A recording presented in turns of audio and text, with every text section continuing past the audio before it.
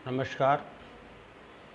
आप सभी का पुनः राजकीय विधि महाविद्यालय बूंदी के यूट्यूब चैनल पर हार्दिक स्वागत और अभिनंदन। मैं पुनः देवेश पाठक, सहायक आचार्य, राजकीय महाविद्यालय बूंदी, आपको आज एक नए टॉपिक जिसको कि सहचरणे ज्ञायते नॉसिटर ओसोसाइस कहते हैं, उसके बारे में हम चर्चा करेंगे। ये जो सिद्धांत है ये इंटरप्रिटेशन ऑफ इंस्टीट्यूट, कानूनों के निर्वचन से संबंधित जो विषय है उसमें एक महत्वपूर्ण सिद्धांत माना जाता है। तो नॉसिटर एसोसाइस, जिसको सहचरणे ज्ञायते के कहा जाता है, इसका क्या अर्थ है और इसको किस प्रकार से प्रयुक्त किया जाता है, इसके बारे में हम आज जानकारी लेंगे।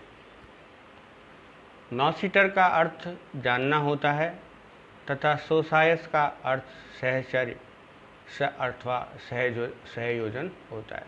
तो इसका जो शाब्दिक अर्थ है वो ये हुआ कि सहयोजन से जानना, सहचरणे ज्ञायते जिसको कहते हैं, नॉसिटर एसोसाइस जिसको हम कहते हैं कि अर्थात दो शब्द यदि साथ साथ हैं तो उनके सहचर्य, जो साथ साथ रखे हुए शब्द हैं, उनके एक शब्द अपना जो रंग है दूसरे शब्द के रंग से रंग लेगा और उस शब्द के अनुसार ही कानून का निर्वचन किया जाना चाहिए, जब तक कि उस शब्द का अभिव्यक्त रूप से कोई स्पष्ट उल्लेख कानून में नहीं कर दिया गया हो। सहचरणे ज्ञायते को यदि हम एक प्रयोग के तौर पे देखें, अर्थात प्रैक्टिकली यदि हम देखें, तो हम पाएंगे कि यदि हमने 2 गिलास पानी, एक गिलास में गर्म पानी और एक गिलास में ठंडा पानी, दोनों को यदि हम पास पास रख देते हैं, नज़दीक नज़दीक रख देते हैं, सटा कर के रख देते हैं, गर्म पानी है वो स्वतः ही ठंडा जो होने लगेगा। तो जो ये सहचर्य है, जिस प्रकार पानी का सहचर्य है, इसी प्रकार जो शब्दों का कानून में जो सहचर्य है वो भी एक दूसरे से एक दूसरे की छवि ले लेते हैं, एक दूसरे का अर्थ जो है ले लेते हैं। इसी को हम सहचरणे ज्ञायते का नियम कहते हैं। तो जब कभी न्यायालय के समक्ष ऐसी बातें आती हैं, ऐसी कोई जो है इंटरप्रिटेशन का, कोई शब्द के इंटरप्रिटेशन का मामला आता है, तो न्यायालय इसमें देखता है और ये जानता है, ये बताता है किस प्रकार एक शब्द से दूसरे शब्द के द्वारा उसके शब्द को, एक शब्द के द्वारा दूसरे शब्द के द्वारा दूसरे शब्द का अर्थ उसमें समाहित हो गया है।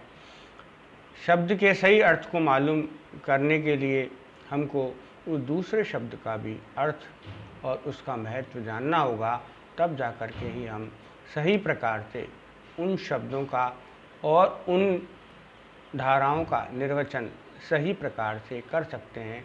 इसी को सहचर्यणे ज्ञायते का, नॉसिटर एसोसाइस का नियम कहा जाता है। कई बार ये प्रश्न छोटी टिप्पणी में एग्ज़ाम में आता है और आपको प्रैक्टिकली भी इस बात की जानकारी होनी चाहिए कि जब आप वकालत करेंगे तो आप देखेंगे कि बहुत सारी जो धाराएं हैं, उन धाराओं में बहुत सारे शब्द लिखे हुए हैं। तो वो शब्द जो लिखे हुए हैं उनका जो क्रम है, उन क्रम के अनुसार वो एक जाति के ही शब्द हैं, अर्थात उनका जो शाब्दिक अर्थ भले ही अलग हो सकता है लेकिन उसकी आत्मा एक है, वो एक डोरे से पिरे हुए हैं। तो ऐसी स्थिति में उनका एक जैसा शब्द, एक शब्द दूसरे शब्द से अपना अर्थ प्राप्त करता है। इसी के अनुसार जो है ये नियम सहचर्येण ज्ञायते का नियम। केस लॉ, जो इम्पोर्टेंट केस लॉ हैं वो हमारे द्वारा देखे जाएंगे कि वो कौन कौन से नियम, कौन कौन से इम्पोर्टेंट केस लॉ है जिसको शैक्षणिक जायती के नियम के तहत जो है हम लिख सकते हैं। तो इसमें सबसे पहले जो केस लॉ यदि हम डिस्कस करने जा रहे हैं वो है आलमगीर बनाम बिहार राज्य AIR 1959 सर्वोच्च न्यायालय। आलमगीर बनाम बिहार राज्य का जो केस 498 के निर्वचन से संबंधित ये केस 1959 में सर्वोच्च न्यायालय के द्वारा निर्णीत किया। इसमें जो विवाह के विरुद्ध अपराध है 498 का, उसके संबंध में निर्वचन का प्रश्न सर्वोच्च न्यायालय के समक्ष आया। 498 जो धारा है वो क्या कहती है, इसके बारे में आपको जानकारी होनी चाहिए। वो ये कहती है कि जो कोई किसी स्त्री को जो किसी अन्य पुरुष की पत्नी है या अन्य पुरुष की पत्नी होना वह जानता है, वो जानता है कि वह जो महिला है वो किसी अन्य पुरुष की पत्नी है, या उसको बारे में नॉलेज है कि वो अन्य पुरुष की पत्नी है, उस या फुसलाकर ले जाएगा कि वह किसी व्यक्ति के साथ अयुक्त संभोग करे, या इस आशय से ऐसी स्त्री को छिपाएगा, निरुद्ध करेगा, या दोनों में से किसी भांति जिसकी अवधि 2 वर्ष तक की हो सकेगी, या जुर्माने से या दोनों से दंडित किया जाए।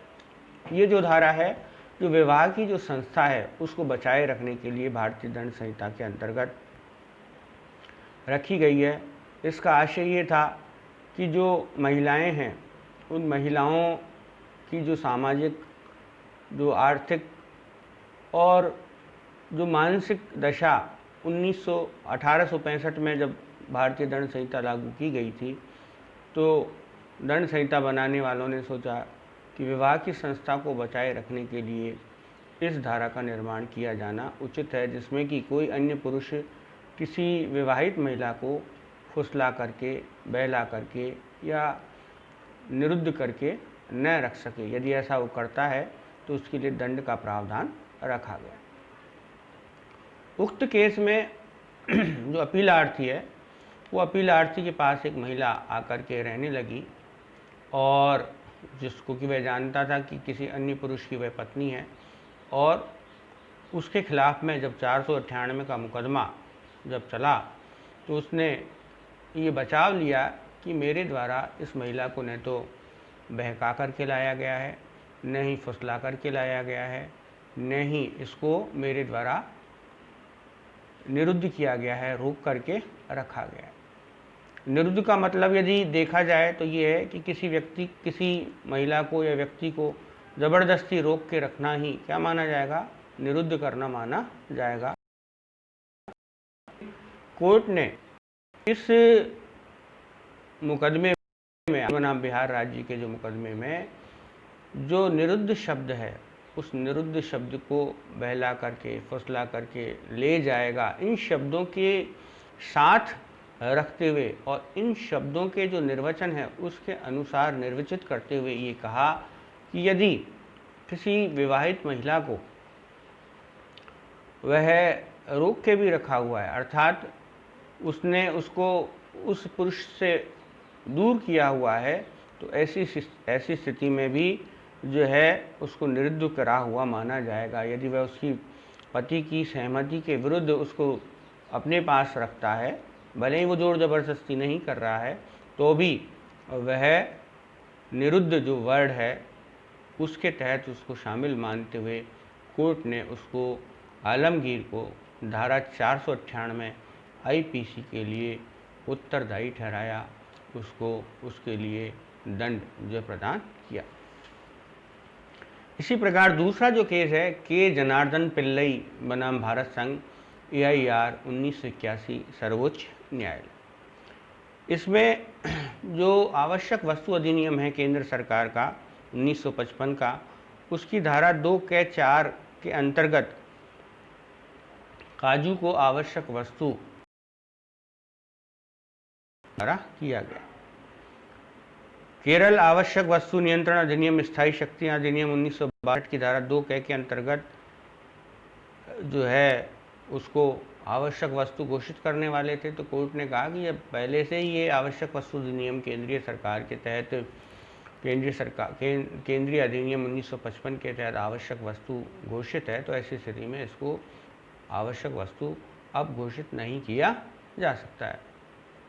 इसके साथ ही सहसैनिक जायते का नियम लागू करते हुए कहा कि एक शब्द अपना जो अर्थ है वो दूसरे शब्द है। उन्होंने कोर्ट ने ये निर्णित किया कि यदि इस तरह का कोई खाद्य पदार्थ है जिसके कच्चे माल से लेकर के और जिसको खाद्य पदार्थ बनने तक उसमें प्रोसेसिंग की जाती है, उसमें प्रक्रिया की जाती है, तो ऐसी स्थिति में न केवल प्रोसेसिंग के पश्चात जो खाद्य पदार्थ है वो ही आवश्यक वस्तु में आएगा, कि इसके अतिरिक्त सहसैनिक भी खाद्य पदार्थ की श्रेणी के तहत उसको भी आवश्यक वस्तु माना जाएगा। उदाहरण के लिए राजस्थान में सरसों की खेती पैदावार बहुत होती है, बहुत जो है उसका उत्पादन होता है। अलवर, भरतपुर ज़िले, करौली ज़िले और गंगानगर, हनुमानगढ़ उधर भी जो है सरसों खूब होती है। भरतपुर में सरसों अनुसंधान केंद्र भी बना हुआ है। मान लीजिए सरसों के तेल को आवश्यक वस्तु घोषित कर दिया जाता है, तो ऐसी स्थिति में न केवल सरसों का तेल बल्कि उसकी जो कच्चा माल है वो भी इसी श्रेणी में आएगा, ऐसा कोर्ट के द्वारा निर्णित किया गया, कोर्ट के द्वारा निर्धारित किया गया। इसके बाद एक और केस है कर्नाटक राज्य बनाम भारत संघ AIR 1978 सर्वोच्च न्यायालय। ये भी सर्वोच्च न्यायालय का निर्णय है।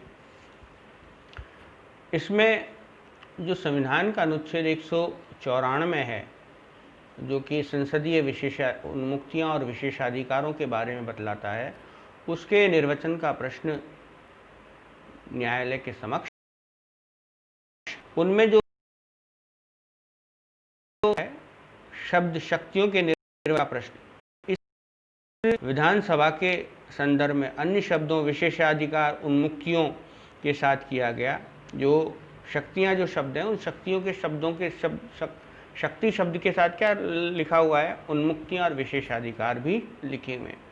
तो उच्चतम न्यायालय ने निर्णित किया कि शब्द शक्तियां शब्द का निर्वचन इसके सहचरी शब्दों अर्थात जो विशेषाधिकार और उन्मुक्ति जो इसके सहचरी शब्द हैं उनके साथ किया जाएगा। इस प्रकार से इस शब्द का अर्थ विधानमंडल के कार्य संचालन की शक्तियों से है, न कि विधायी शक्तियों को। जो प्रोसीजर है, जो बिजनेस रूल्स हैं, उनसे संबंधित शक्तियाँ, उससे संबंधित जो शक्तियाँ हैं वही शक्तियाँ इस शब्द में शामिल होंगी और विधायी शक्तियाँ का तात्पर्य इसमें नहीं है, क्योंकि सहसैनिक जायते का जो नियम है उसके साथ विशेषाधिकार और उन्मुक्तियों शब्द का जो इस्तेमाल किया गया है उसके साथ इस शब्द को लेते हुए कोर्ट ने कहा कि केवल किससे संबंधित, कार्य संचालन की शक्तियों से संबंधित शक्ति वर्ड को इस्तेमाल किया गया है और विधायी शक्तियाँ इसमें शामिल